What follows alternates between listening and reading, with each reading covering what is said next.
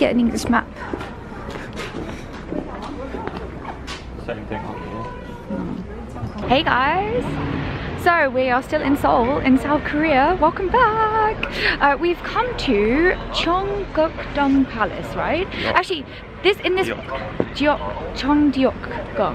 Changdeokgung.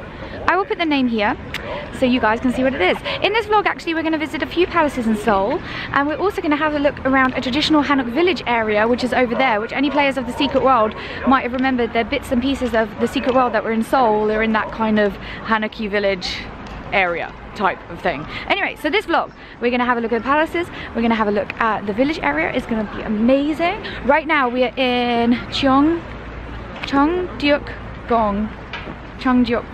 Palace. This palace was built in the 1400s. It was the second palace to be built of the Joseon dynasty, I believe.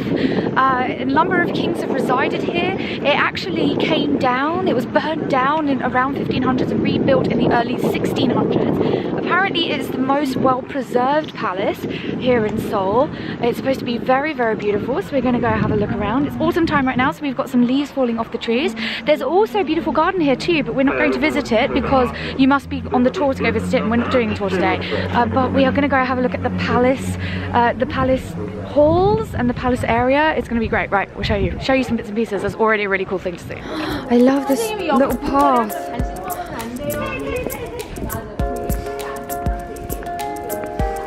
It's amazing.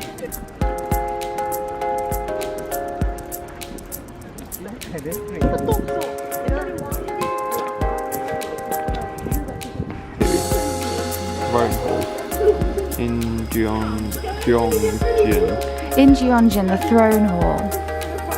Oh, cool.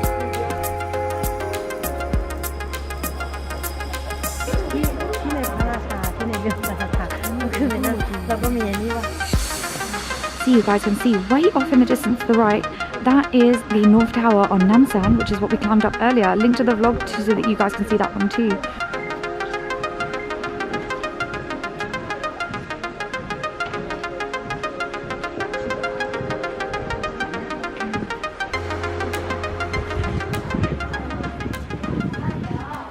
See on the roof construction, like the really cool joints that they put together.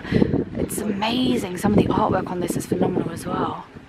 I do like the way that they construct these roofs here. Is actually really intelligent. They do it in Japan as well. A lot of it is not based on any nails or glue or anything because they didn't have those things back in that time. A lot of it is very intelligent joinery, just basic wood joinery. Wood cut into particular fashion so the two slot together, so you kind of get all these things sort of slotting in. Here's a good example actually. There, how it just all slots together.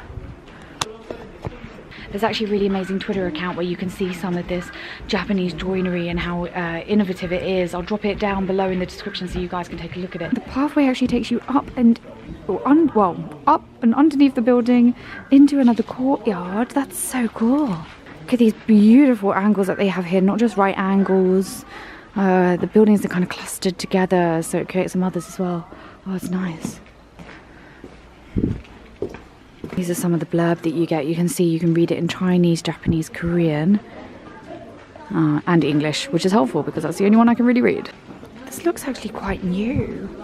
Yeah, I mean, it would have What's this, been 1900s? Yeah, for the latest kings and queens that lived here.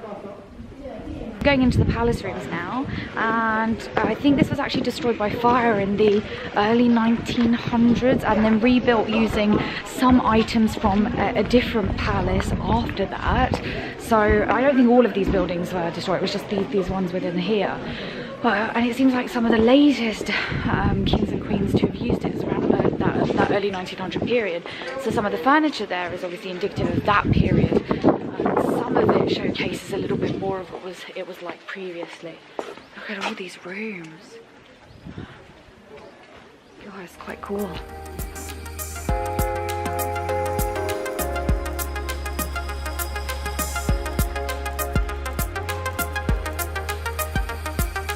A lot of these old palaces have underfloor heating, and this is how the floors are heated. Look, the palace is directly above us, the rooms of the king and the queen, and underneath here there's like a stove. so that it would naturally heat the floors. Oh, right, sorry, big step. There you go, look, have a look at that. And then it goes up into the ceiling above.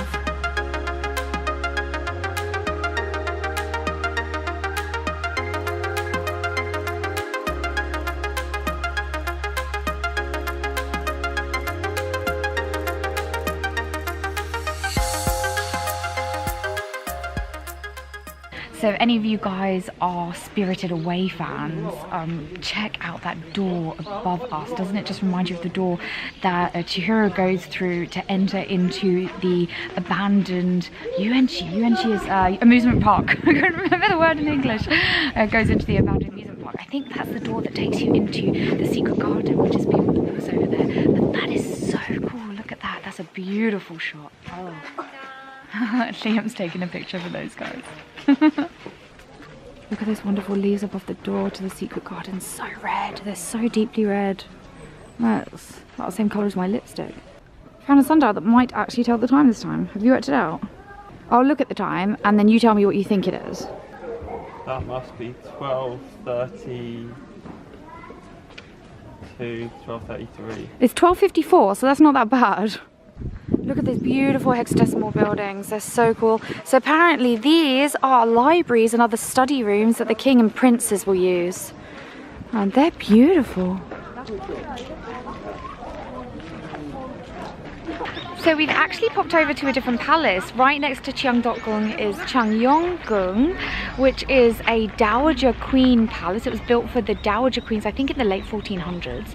And then a load of women related to the court or related to the royal family would then live there. Princesses, other Dowager Queens, concubines, other such women would be living in this palace. And one of the interesting things about it is it has a building that faces east. Most of the buildings, the palace buildings, actually face south. But this one has a building that faces east, so it actually looks at a really pretty mountain. The rest of its buildings faces south. It just has one building that faces east. It has a bit of a sad history though. Apparently during the Japanese occupation, Japan downgraded it from being a palace into being a park, and they actually turned it into a zoo, which is horrible.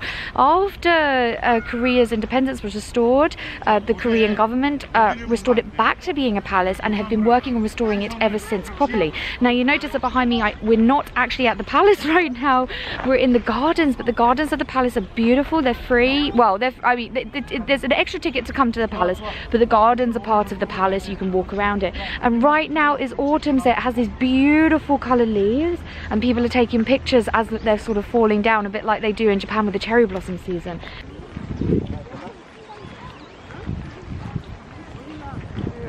Which way is east? That way. That way. Oh. So they've just blocked them off with buildings. So yeah, we're gonna go into the palace now. And this is the palace that faces east, but as Liam said quite clearly, there's loads of buildings up now. So even if people were living in here, then they wouldn't be able to see it anyway, the mountain that they're supposed to be able to see by the palace facing east. So we'll take a look at the palace. So that is the gate that we just passed over there. This is all the courtyard, and that is the main palace building. Outside of the main gate as well, this is the front gate to the palace. Still facing east, still cannot see a mountain. Looks amazing. I'm going to turn all the way through this. You can see that we're inside the gate here, and then out for a view of the main palace. That is so beautiful. So we just popped out from that sort of tunnel thing that's over there, and the original palace that we were at, the one that faces east, is over the other side facing in that direction. You can see these buildings here actually all face south. So if this way is south, that makes sense, right? That's east, that's south, that makes sense. So yeah, these buildings all face south, which is the traditional way for buildings to be facing, these palaces, the traditional way for the palaces to be facing. This is obviously another gate building. Actually, I don't know if it's a gate. It might be just a general pavilion. I'm trying to read the kanji on top and it doesn't have gate in it.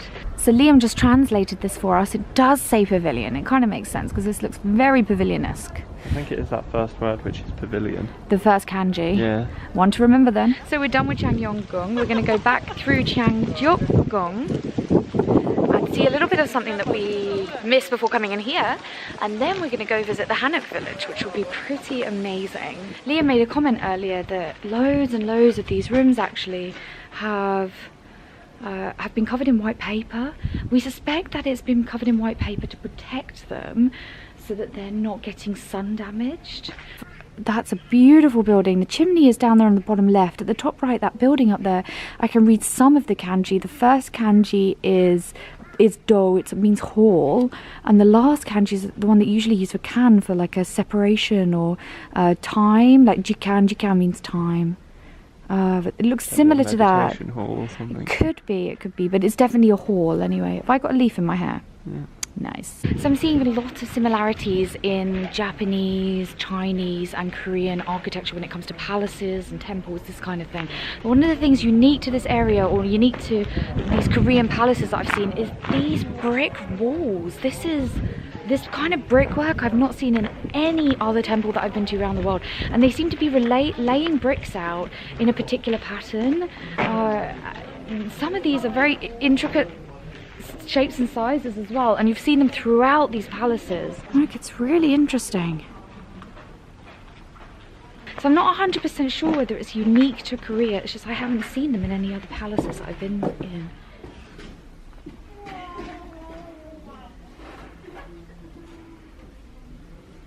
So these shutters, it seems like you take that wooden bar out, and once you take that wooden bar out, they fold down and then you can close them properly. They're exactly the same as the ones that are in Japan. Oh my gosh, I can't remember them. Yeah, so we just popped over to see those trees over there. They are actually persimmons. I didn't know that they grew at this time of the year. And then over here, look at this beautiful courtyard or tree area.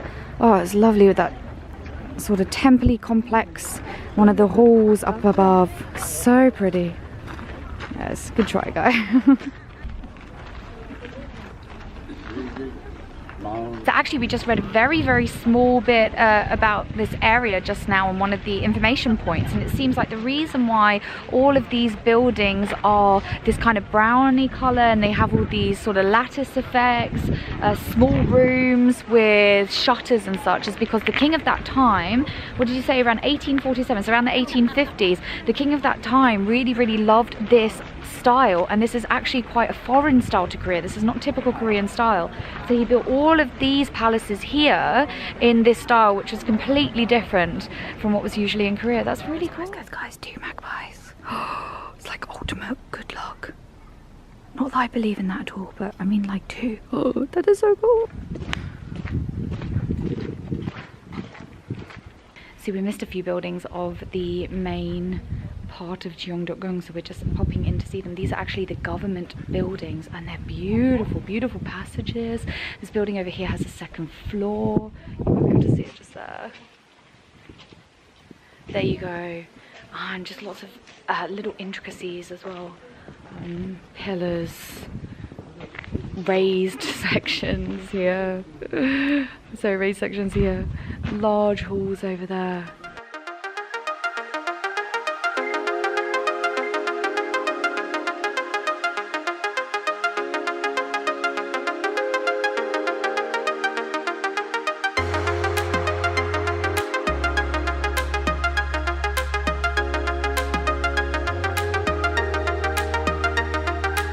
Go on, Liam, do the magic trick.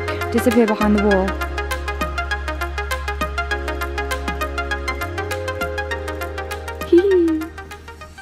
So that's it. We're done with Changdeokgung. It was really, really amazing. I struggled to think about what was my favourite. I actually think, well, Liam said that he liked the sort of differently coloured, like the more muted colour buildings. I think I like the government buildings best, the way that they all intertwined. It became a little maze-like after a while, which was really, really cool. Sorry, I'm about to hit people in the face with the camera.